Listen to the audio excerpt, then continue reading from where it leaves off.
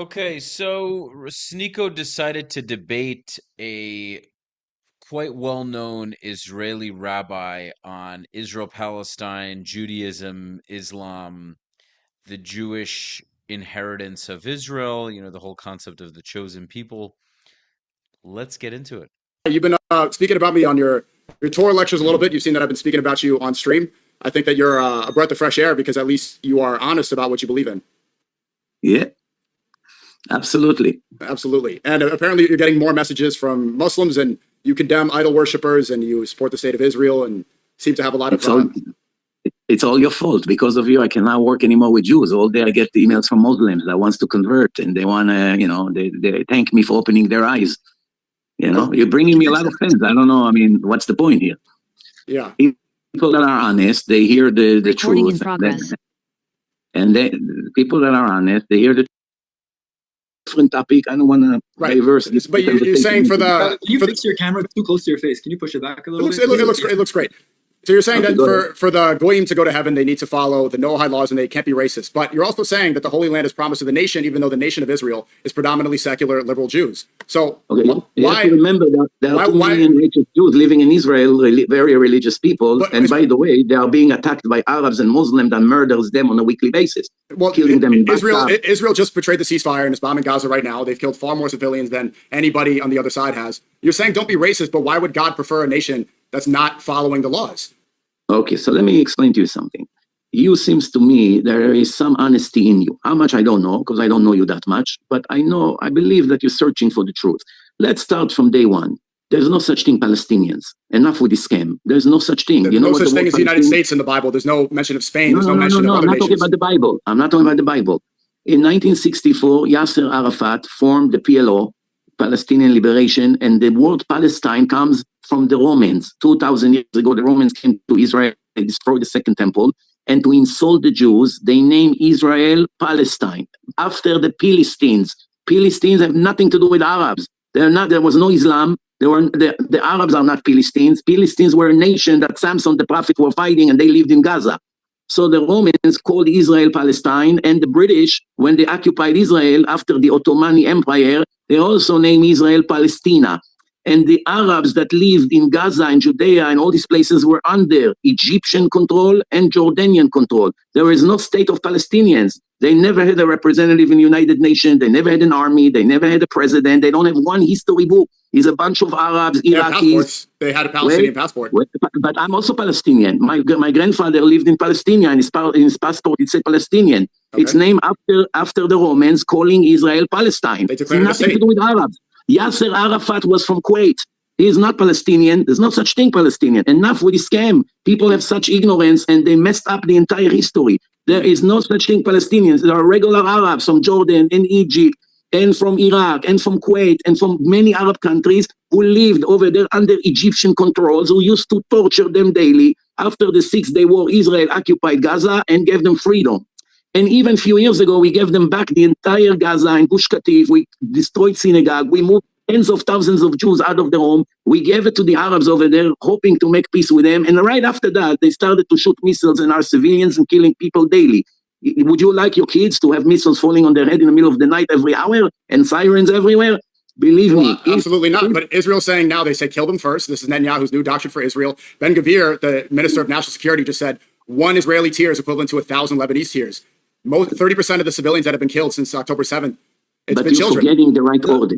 If the so-called Palestinians or the Arabs, first of all, 99.8% in the Middle East belongs to Arabs. There is 0.2% belongs to the Jews. What is this greed? You have 99.8% of the Middle East. It's all owned by Arabs. There is a tiny Israel, smaller than New Jersey, place for the Jews. There are about 8 million Jews living there, or 9 million Jews. They need a place after the Holocaust to live. Well, they don't just want that. They have the new minister saying that they want to expand it to the West Bank. They want to bring millions of Jews there. No, why else would you go into Lebanon? Do you want to continue going? It's only for security reasons, because you saw what happened on October 7th. The lefty liberal Jews of those kibbutz were helping the Arabs, bringing them into doctors, helping them, giving them jobs. And the first one they slaughter is those liberal lefty Jews who love them so much. Right. You see, they didn't attack the Israelis. Funded by Netanyahu gave them $35 million to Hamas through Qatar. He was the one funding what you call a terrorist proxy. And there's one more claim you made. If you're saying that Palestine is not a state because the Romans were trying to humiliate the Jews, the same logic could be applied in 1948, or if you look at the agreement between the Rothschilds and the United Kingdom. This land was declared a state by the British. So why is that logic not applied for the current state of Israel if you're not going to use this logic for the Roman Empire calling it the state of Palestine?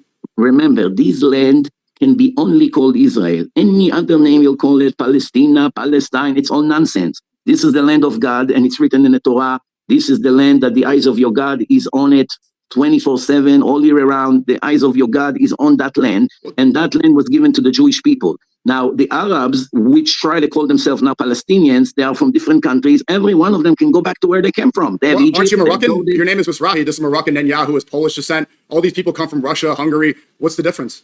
Okay, again, we return to our homeland. This King David were there already 3,000 years ago, and King Solomon and all the prophets, many of them lived over there. This is our father's land. The Holy Land promises to righteous people, as you agree. If you kick me out of my house, if you kick me out of my house and you live there for 3-4 months, and then I come back and push you out by force, now you want it back? Promise to righteous people. Right, you said the land of God, the Holy Land, but you're also saying that it's filled with secular liberal Jews who are not following anything righteous at all. So why would it be promised?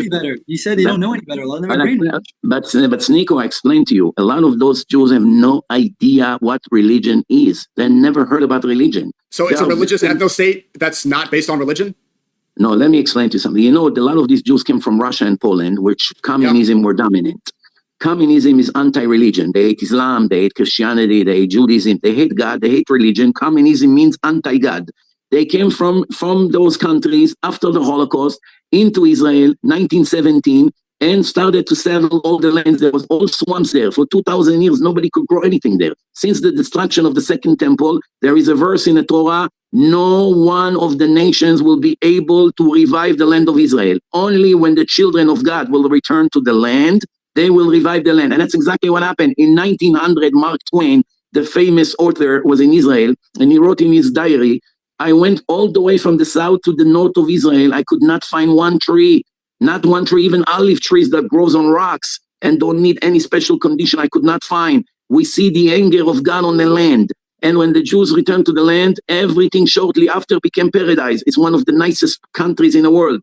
Once we gave a piece of Israel back to the Egyptian after the peace agreement, we gave them all Sinai. I can show you satellite pictures. Before the agreement, everything was green and beautiful. Once it went to the hands of the Egyptian, everything turned into desert. I can show you satellite pictures. The land of Israel can only cooperate with the children of God, the chosen people. Great. Okay, great. It was not meant for anybody else. The Arabs have half of the world. The Americans, the Europeans, they have the entire world for themselves. The Israel have a tiny state. It's either that or they'll all be dead. Well, obviously they want to continue expanding. Netanyahu says he wants to take over 100% of Gaza. It's now about 60%. They want to go to 70%. But ask yourself why. Come on, be honest. Why? Israel ever wanted? Israel gave them Gaza in the agreement, and right away they started to shoot missiles. Okay. And you saw there's a ceasefire right now. You're seeing October 7th. You're seeing who's betraying the ceasefire right now. Yesterday they continued to bomb Gaza Strip. And you didn't answer the question earlier where I'm asking, where you said that racism should not be followed by any of the goyim if they want to go to heaven. But if God isn't racist, because he seems like he's preferring this nation, the chosen people, even if they don't follow the laws. So what's the priority for God, according to you, is not the fact that they're righteous, but the fact that they're Jews. How is this not preference? How is this not racist? Very simple. If you have two kids, one righteous and one wicked, and then you have a stranger somewhere across the street, you don't have anything to do with him, he's a stranger, and he's a righteous stranger, who would you prefer? Your son that is not good, or the stranger that is good? You have a son. You're applying the logic of God. You're applying the logic of God to people, right? We are all God's children. None of us are preferred. Absolutely. But the Jewish people, it's written in the Torah, you are my children. I'm quoting you verses in the Torah. If you want, I can send you the sources and the verses, what chapters they are. You can follow it yourself in English. So it's written like this. You are holy because I'm holy. You have to follow those holy laws. You are my children. I chose you from all the nations to be my children. I do not give you permission to be like the Gentiles. You are different than the rest of the world. You have no permission to marry them. You have no permission to use their names. You have no permission to follow their culture. You are my children, and you have to follow the covenant that I made with you. Now, you have to remember, the Jewish people are the only people in the world that the entire nation, millions of people, stood in Mount Sinai and heard the voice of God giving them the 10 Commandments and the Torah. It never happened to any other nation. God called himself the God of Israel, not the God of Philistines or the God of United States or the God of France. is the God of Israel.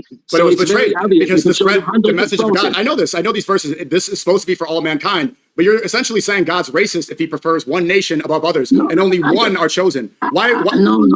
no, but you have to understand when you make a covenant, Responsibility. it works both ways. You and I, you have a much easier life. If you be a righteous Gentile and you keep the 7 laws, which I'm sure some of them you already keep, and you one day go to heaven. I have to work 100 times harder than you to make it to heaven. My punishments are much worse than you because I have much bigger responsibilities and obligations.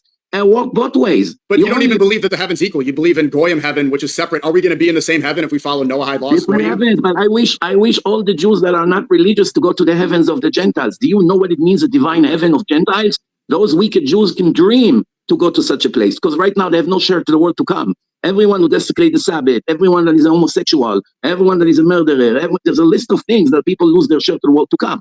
Now, I'm going to give you an example. Muslims, right? Many Muslims, they're modest, they're not thieves, they believe in one God, they believe in the prophets, they believe in, a lot of many good things. They're anti-abomination. They have a lot of good values that they learned from the Jewish people after the Torah was given 2,000 years before Islam started. But they have one issue. Many of them support murder, terror, murdering people, killing Christians, killing Jews, killing Buddhists, killing all kinds of people. If a Muslim is not... That's against the Quran. That's not true.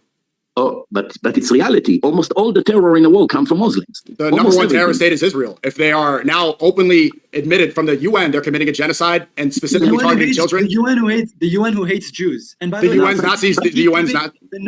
First of all, self-defense is not terrorism. What happened? Who started this war? October 7. The Nakba, 1948. Did not start October 7.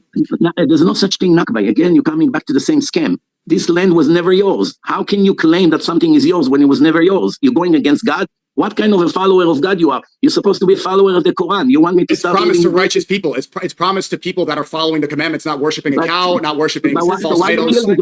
So why you kill these righteous people in the bus stops of Jerusalem? You run with cars into the religious Hasidic Jews who dedicate their life to the Torah and to the religion. Under the Ottoman rule, the Jews coexisted. They coexisted peacefully. Almost all the victims of murders in Israel by Arabs are religious Jews. They target the religious Jews. So enough with this lie. They were living peacefully. They were coexisting. This is from most rabbis, most scholars agree. If one of the religious Muslim would come and say, our enemies are the wicked Jews, the communists, the liberals, not the religious Jews. The religious Jews are holy, according to our Quran, according to our faith.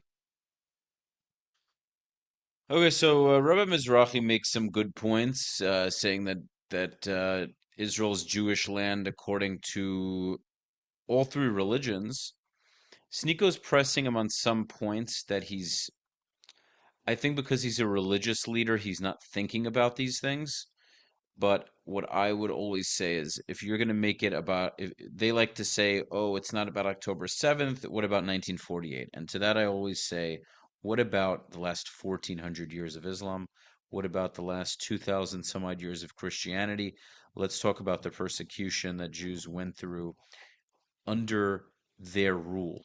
And then he says, Sneako says, it was peaceful under Ottoman rule. It was peaceful under certain elements of caliphate rule. That's when the Jews didn't have rulership.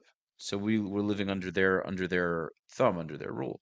But the problem is, how do Muslims deal with it when we have rule? That's the point. So I would love to debate Sneako. Hopefully he'll see this video and we'll be able to connect. At some point or another, I will debate him. You can mark my words on that one. Ladies and gents, make sure to subscribe. If you haven't subscribed, smash the like button and subscribe to the channel. Leave your comments. If you'd like to sign up to my weekly newsletter, comment newsletter in the comments, and I would love to help you with all of your real estate needs.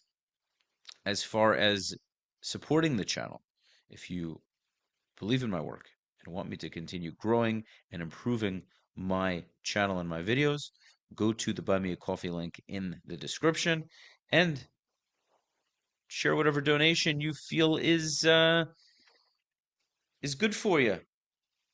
Anything would be appreciated. Thanks so much. I will see you on the next one. Peace.